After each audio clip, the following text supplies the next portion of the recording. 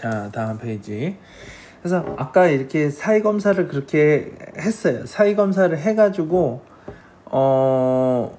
이상 수치가 나온다고 하면 지금 이렇게 PRC 검사, NRC 검사로 이렇게 들어가 주시면 돼요. 상대 이항 검사, 실성 상대 폭주력, 허성 상대 폭주력을 이제 구해주면 되고, 차이가 어느 정도 있고 그 기준 이제 표준치라고 하는 이 정상 범위 안에 들어간거나 혹은 정상 범위보다 약간 높더라도 자극적 증상이 별로 없고 크게 어떤 이 사람이 불편함을 호소하는 게 없다 그러면은 거기서 맞춰줘도 돼요. 맞춰줘도 되고, 문제가 있다고 하면은 PRC, NRC 검사를 해보고 조금 더 조사를 해보는 거예요. 검사를 해가지고, PRC는 내가 뭐라 그랬습니까? 베이스 아웃프리즘을 점차 증가시킬 때 내 눈이 융합운동을 하겠죠. 융합운동을 하다가 견디지 못하고 사물이 흐려지는 이제 분리되는 지점을 PRC라고 그랬고, 반대로 NRC는 베이스 인프리즘을 증가시켰을 때 분리되는 지점이다. 그리고 원거리 흐린 점 발생하지 않는 이유는 제가 이제 전 영상과 이제 프린트에 또 정리를 해놨으니까 그거 참고해 보시면 되고, 그래서 PRC하고 NRC 검사를 이렇게 해서 이 사람의 융합 운동력을 재보는 거예요. 융합 운동력을 재보는 거예요. 이걸 하는 거가 이제 무슨 의미냐? 눈 알을 붙들고 있는 외양근의 힘을 내가 예측해보고 측정하는 겁니다. 아셨죠?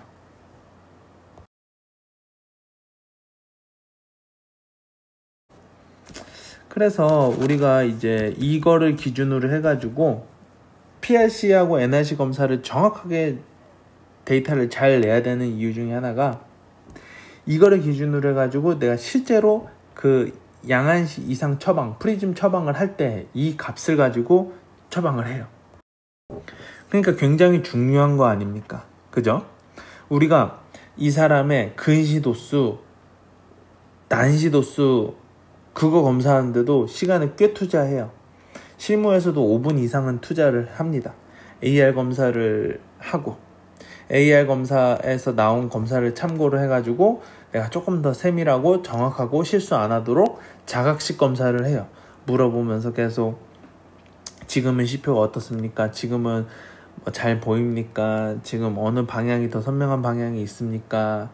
시력은 그 다음 C표는 잘 보입니까? 계속해서 물어보면서 문답식으로 그렇게까지 공을 들여서 하는 이유가 뭐예요? 정확한 도수를 구하기 위함이잖아요.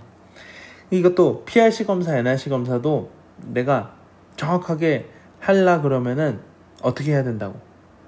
정확하게 하려 그러면은 시간을 오래 끌수록 부정확해지고요. 너무 빨라도 부정확하고요. 그 적절하게 PRC 검사, NRC 검사를 하기 위해서 프리즘을 움직여주고 하는 것도 1초에 1프리즘 천천히, 그렇다고 해서 너무 느려도 안 되고 너무 빨라도 안 되고, 그리고 여러 번 반복되면 반복될수록 굴절 검사도 마찬가지지만 PRC 검사, NRC 검사도 이게 반복되면 반복될수록 점점점 값이 이상해져요. 왜냐하면 할수록 내 외양근의 힘이 떨어지겠죠. 이 대상자의 외양근의 힘이 떨어지고 지칠 테니까. 그래서 이게 이제 본인만의 스킬이 굉장히 중요하고, 사실 많이 해보시는 게 중요해요. 하다 보면은 정말 눈 감고도 한다는 말이 나올 정도로 그렇게 이제 어느 정도 연습이 돼 있으면은 정확하게 점점점 정확도가 높아지는 거지. 그래서 이 PRC하고 NRC 검사를 정확하게 해야 되는 게 지금처럼 이렇게 이 데이터를 기준으로 해가지고 내가 처방값을 낸다. 그래서 퍼시벌이라는 학자는 이런 식의 공식을 제안을 했다 그랬어요. 그래서 PRC 검사, NRC 검사 값을 이렇게 넣어가지고 P1 지점과 P2 지점, 그러니까 이 사람의 하나로 볼 수 있는 단일 명시역의 범위를 이걸 통해서 구하고, 그 범위의 한 3분의 1 정도 안에는 들어가야지 네 눈이 편하지 않냐 하고서 이렇게 제안을 한 거예요. 그래서 내사위를 처방을 할 때 우리가 가장 중요하게 여기는 내사위. 내사위를 처방을 할 때 이 방법을 쓴다. 그리고 하나 더 첨언하자면, 값이 나오고 사위량이 크고 사위량의 이제 정상 범위를 넘어가고 사위량이 이 공식에 넣었을 때도 실제 처방하라는 값이 딱 이제 계산돼서 나오고, 이랬음에도 불구하고 이 사람이 자각 증상이 없다, 어떤 눈에 불편감이 없다, 그런 것이 없다 그러면은 반드시 처방할 필요는 없습니다. 이 사람의 기본적으로 이제 양아시 이상을 극복할 수 있는 어떤 그런 베이스가 있기 때문에 오히려 이때는 프리즘 처방을 했다가 크레임이 나는 경우가 또 있어요. 그렇기 때문에 항상 이 프리즘 처방 같은 경우는 이렇게 생각을 한번 해보시면 돼요. 우리가 굴절 도수 처방을 할 때도 안경을 새로 쓰면은 약간 어지러운 느낌 있는 경우도 있죠. 본인이 묻어난 경우는 그런 경우 없겠지만은, 조금 예민한 친구들 같은 경우는 안경 새로 바꾸면은 조금 어지럽고 어색한 느낌이 계속 가다가 적응 못하는 경우도 있고. 근데 그렇게 그냥 도수만 살짝 조정한 경우에서도 그렇게 우리 눈은 예민하게 반응하고 적응을 잘 못하는데, 이 프리즘은 2배, 그거보다 적응하는 데 있어서 2배, 3배는 더 힘들다고 보시면 돼요. 그렇기 때문에 프리즘 처방할 때는 굉장히 조심스럽게 처방을 해야 되고, 항상 그 공식에서 나온 최소 프리즘 양만큼을 처방하는 게 좋고요. 그리고 그래도 그 최종 처방해야 되는 양이 크다 그러면은 오른쪽 왼쪽에 나누어서 처방을 해주는 것이 좋고요. 그리고 처방값이 너무 커서 지금 이제 한 번에 처방이 못 들어간다 그랬을 때는 최소의 프리즘을 처방을 하면서 조금씩 이제 적응이 되면은 늘려가는 것도 나쁘진 않습니다. 적응이 어느 정도 될 만큼의 프리즘을 한 70%만 처방한다든지 그렇게 하는 것도 또 하나의 방법이에요.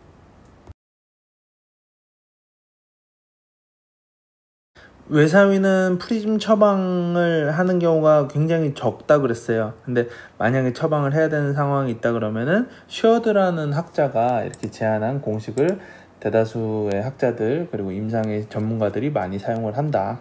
그래서 사위가 있다고 하더라도 사위를 극복할 수 있는 어떤 충분한 융상 여력이 있다고 하면은 그러면 문제가 되지 않는다 하고서 이렇게 사위량 곱하기 융상 여력 더한 걸 나누기 3분의 1 한 것을 이게 이제 최소 프리즘 처방 값으로 이렇게 제한을 한 거예요.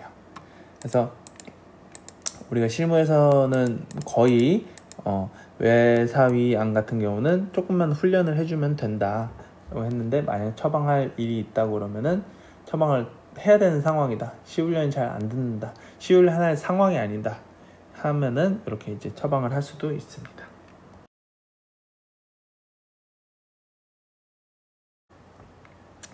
그래서 굴절 검사를 완벽하게 하고 나서 이상이 있다고, 아직도 뭔가 불편한 게 있다고 해서 사위 검사도 해보고 이 정도의 어떤 안구 밸런스의 어떤 균형이 안 맞는 게 있구나, 대략적으로 이 사람 사위량은 얼마구나, 그것을 이제 그 데이터를 가지고서 이제 PRC 검사, NRC 검사 해가지고 이 사람의 이제 대략적인 이제 융상 여력, 힘의 그 크기를, 외안근의 힘의 크기를 재게 됐는데, 그 다음에 이제 상대 조절 검사, 내안근의 힘을 또 체크하는 것이 또 도움이 됩니다. 이게 이제 내사위양 같은 경우는 아무래도 플러스 도수로 인해서 조금 이제 눈이 좀 더 이완되고 풀어지고, 그리고 이제 양아시 이상을 또 잡을 수 있기 때문에 상대 조절 검사를 이제 해는 것이 어떤 과학적인 처방값을 산출하는 데 있어가지고 좋다.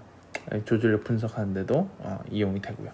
그래서 내안근의 힘을 잴라 그러면 어떻게 하느냐, 아까는 베이스인, 베이스아웃 요걸로 하던데, 요것은 어떻게 하느냐, 플러스 마이너스 구면 도수 렌즈로 이제 한다 그랬어요.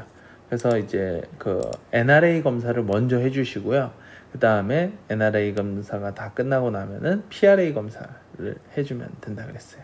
그래서 플러스 렌즈 도수를 계속 올리다 보면은 어느 순간 근거리 지표를 보고 있을 때 플러스 렌즈 계속 도수를 올리다 보면은 흐려 보인다고 할 때가 있어요. 그때가 NRA. 마이너스 도수를 계속 올리다 보면 흐려진다는 때가 있는데 그때가 PRA 아셨죠? 그래서 허성 상대 조절력, 실성 상대 조절력. 그래서 대략적으로 이제 기대되는 값은 저 정도고 저것보다 많이 못 미치거나 많이 오버돼 있다 그러면은 이것도 이상이 좀 있구나 이렇게 이제 판단을 하시면 됩니다. 그래서 여기에서 나온 데이터를 가지고 우리가 내안근의 힘을 분석을 하고 요거를 이제 가입도 처방할 때 누진다 초점 렌즈, 돋보기 렌즈 처방할 때 또 쓰고요. 그리고 기능성 렌즈 처방할 때도 요 데이터를 가지고 이제 쓰면 됩니다. 자, 또 다음 페이지 볼게요. 그래서 이제 실무에서 반드시 요 7가지 정도는 기억을 하자라고 하는 것을 제가 이렇게 정리를 해 놓은 것인데 문진 과정에 있어가지고 자각 증상을 정확하게 잘 파악하고 메모하는 습관을 들여야 되고 환자의 나이와 적응력을 또 고려해야 된다.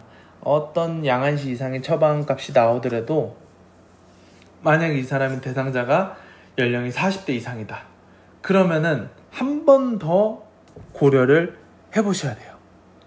적응에 문제가 있습니다. 그래서 적응하는 데 있어가지고 나이 들면 들수록 눈의 적응력이 매우 떨어지게 돼요. 그러니까 이제 초등학생 같은 경우는 안경 새로 맞추고 해도 사실 안경 써보고 한번 걸어보세요, 한 바퀴 돌아보세요 하면은 좀 어지러운데 하다가도 한 바퀴 이렇게 돌면서 한 1분 사이에 그 사이에 적응이 가능할 정도로 적응력이 굉장히 좋습니다. 근데 점점점 적응력이 10대 중반 후반 20대 오면서 30대 가면서 점점 계속 떨어지게 돼요. 적응력은 나이 들면 들수록 다시 올라가는 경우는 없어요. 적응력이 굉장히 떨어지는데 40대 이상이다 그러면은 양한시 처방하는 데 있어서 프리즘 처방하는 데 있어서 굉장히 많이 고민을 한번 해보셔야 됩니다. 이 때문에 이제 또 노안도 오는 시기이기 때문에 굉장히 이게 좀 복합적인 문제로 작용할 수가 있어요. 그래서 그런 부분 좀 많이 좀 주의를 해야 되고요. 그리고 AR 수치와 최종 도수를 한번 비교를 한번 해보는 겁니다. 최종 도수와 AR 수치가 차이가 너무 크면 이거 이상한 거예요. 그러니까 내가 수업 때 이제 그런 얘기 했잖아요. AR 수치가 대부분 AR 수치하고 최종 도수는 한 단계, 두 단계 정도 기기근시가 있기 때문에 이 사람 최종 도수가 마이너스 4디옵터라고 그러면은 AR 기기에서 4.50디옵터, 4.75디옵터 요 정도 아니면 4.25디옵터 요 정도 차이 나면은 그냥 굉장히 정상적인 건데 이 사람이 4.0 최종 도수가 4.0디옵터인데 AR 수치에서 5.5디옵터가 나와. 마이너스 5.5디옵터가 나와. 아니면은 마이너스 2.5디옵터가 나와. 1.5디옵터, 1디옵터 이상 이게 도수 차이가 크다. 이러면은 이거는 양한시 이상을 의심해보고 가도 된다. 보통은 AR 수치가 굉장히 높게 나오고 최종 도수보다 AR 수치가 훨씬 더 높게 나온다 그러면은 이거는 외사이한 쪽으로 의심을 하고 들어가셔도 됩니다. 그리고 AR 수치하고 거의 똑같이 나오거나 그런 경우가 없어야지 맞는 건데 사실 기기근시 때문에. 근데 AR 수치하고 거의 똑같이 나온다, 유사하게 나온다 그러면은 이거 굉장히 큰 문제가 있는 거예요. 내사위 쪽으로 생각을 하시면 됩니다. 오히려 최종 도수보다 AR 도수가 약하게 나온다, 이건 거의 정말 없는 경우인데 만약에 또 그렇다 그러면 그건 안질환적으로 좀 생각을 해보셔야 돼요. 하여튼 차이가 우리가 일반적으로 내가 경험적으로 허용할 수 있는 그 범위의 차이가 아닌 큰 차이가 난다 그러면 양한시 이상을 좀 의심하고 넘어가자. 그리고 이제 세 번째, 교정 도수를 검사하고 나서 꼭 구안경을 한번 확인을 해봐야 됩니다. 가장 기본은 올바른 굴절 이상 교정. 그러니까 구안경으로 인해서 유발된 사위가 또 있을 수가 있기 때문에 교정 도수 검사를 꼭 해보시고 기존에 썼던 안경하고 한번 비교를 해보시라는 거. 그래서 기존의 안경이 잘못돼서 여태까지 안정 피로가 있었을 수도 있어요. 그런 것도 좀 주의를 우리가 해야 되는 부분이고요.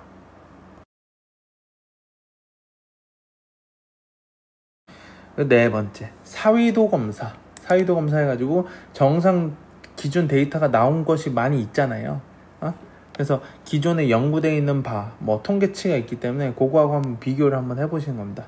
이 사위도가 굉장히 정상적인 그 수치보다 많이 넘어가게 된다 그러면은 이것도 안정피로가 있을 확률이 좀 높아요. 그래서 그거 이제 좀 주의를 해봐야 되고, 그리고 5번, 외안근의 힘과 내안근의 힘, 이것도 마찬가지로 이렇게 측정을 하고서 정상적인 범위 안에서 노는지, 그리고 이거를 이제 측정을 해보면은 이 사람의 이 안위 이상의 어떤 유형도 알 수가 있잖아요. 그쵸? 그래서 5번이 사실 굉장히 핵심이고요. 그리고 자, 6번, 기능성 렌즈로 또 해결이 가능한지. 이게 플러스 렌즈가 조금 더 들어가 주면은, 근거리 볼 때 그 렌즈가 조금 더 들어주면은 이게 자동적으로 양안시 이상이 또 해결이 될 수도 있는 케이스가 있고, 단순히 이제 내안근의 기능이 저하로 인해서 여기 해결이 된다 그러면 안정피로가 굉장히 많이 해소가 될 거예요. 그리고 이제 7번, 프리즘 렌즈를 이해시키는 게 사실 굉장히 중요합니다. 이 사람 사이 검사에서 사이도가 있었어요. 그리고 사이도가 있었고 PRC, NRC 검사해보니까 밸런스도 많이 깨져 있어. 정상 수치보다 많이 또 멀어져 있어요. 그리고 이 사람이 자극 증상이 굉장히 심해. 딱 얘기 들어보니까 두통도 있고 멀미도 하고 복시도 있다가 없다 그러고 집중력도 많이 떨어져 있고, 이 검사해보면은 사위가 있어. 눈 가렸다가 뗐다 해보면은 이 사람 이제 눈 왔다 갔다 움직이는 것도 있고, 실제 측정해보니까 측정치도 크고 여러 가지 정황상 봤을 때 사위가 있어가지고, 그리고 내가 이제 PRC, NRC 데이터를 기반으로 해서 이 사람 사위 공식에도 넣어서 퍼시벌 기준으로 해가지고 이제 했는데 처방하라는 값도 나왔어요. 그러면 이제 처방을 하면 되는데, 이해시키는 것이 매우 중요하다는 거예요.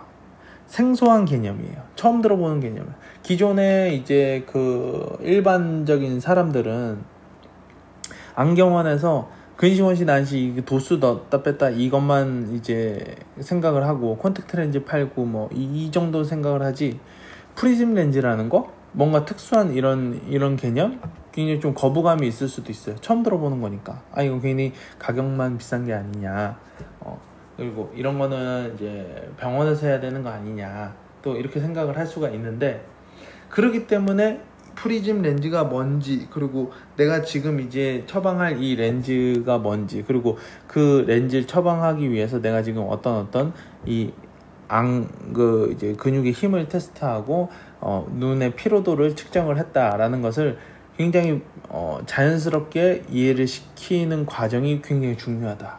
그래서 사실 1, 2, 3, 4, 5, 6까지 내가 잘 고려하고 모든 걸 잘 했는데도 불구하고 7번이 잘 안 돼서 이게 또 어그러지는 경우가 있어요. 그렇기 때문에 7번 또 굉장히 이제 중요합니다. 그래서 사실 이 7번까지 되면은 이제 그 프리즘 렌즈를 처방을 해서 이게 이제 판매까지 이어질 수 있는 거니까 굉장히 이제 중요하다. 그래서 실무에서 요 7가지를 잘 기억을 꼭 해두십시오.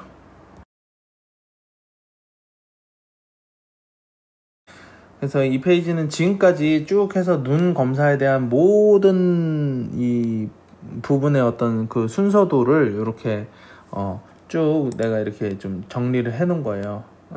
1번부터 10번까지. 그래서 딱 이렇게 쭉 보면서 맞아, 요때 이 검사를 하고 뭘 의심을 하고 그 다음 단계는 어떤 단계로 넘어가야지, 이런 부분들을 쭉 이제 생각을 한번 해보시라고 요 이제 넣어놨고, 따로 이제 메모를 해서 좀 가져갈 수 있으면은 여러분들 머릿속까지 잘 가져갈 수 있으면 좋겠네요. 그래서 자, 여기까지 이렇게 따라오시고 그동안 얼굴도 못 보고 이렇게 온라인 하고 이러냐고 뭐 속상하기도 하고 굉장히 좀 답답한 부분도 있었을 텐데, 그래도 요거 우리 이제 이 어쩔 수 없는 이 상황에서 최선을 다하고 그리고 이제 국가고시 시험 문제 풀이도 이렇게 많이 하게 됐잖아요. 우리가 뭐 어쩔 수 없이 이렇게 온라인 하다 보니까 실습을 못하는 그런 이제 상황에서, 근데 이제 그렇게 또 문제풀이를 이렇게 준비하고 이러면서 또 국가고시 시험 이제 자연적으로 준비가 되고 여러분들도 그런 부분에 있어서는 또 도움이 되는 부분이니까 그래서 항상 좀 뭐 지금 현 상황을 좀 긍정적으로 잘 생각을 하고 이제 2학기 때는 반드시 이제 코로나 극복돼서 모든 부분에서 정상화돼서 강의실에서 만날 수 있기를 좀 바라겠습니다. 그래서 지금까지 참 수고 많이 하셨고 다음 주에 또 시험 잘 푸시면 되고요. 그리고 시험 문제에 있어서는 뭐 제가 딱히 뭐 더 해드릴 게 없어요. 뭐 그동안 다 이야기했던 부분들이고 문제가 이제 개념 위주로 너 학생 이거 잘 알고 있느냐, 이거에 대한 내용이 나왔을 때 어떻게 너의 생각을 쓸 수 있느냐. 그래서 굉장히 기본적인 부분을 이야기를 하고 이렇게 풀어나가라는 식으로 이제 제가 문제를 냈기 때문에 그동안 이렇게 과정 잘 따라왔다고 하면은 뭐 크게 문제 될 건 없어요. 뭐 내가 어려운 공식 해서 계산 문제나 뭐 이런 것도 늦지 않았기 때문에 편안하게 이제 내가 과제한다는 생각으로 이렇게 임해서 최대한 열심히 그리고 이제 그 문제에 맞는 답을 적어 주세요. 아셨죠? 그래서 지금까지 또 따라오시는 수고 많이 하셨습니다. 자,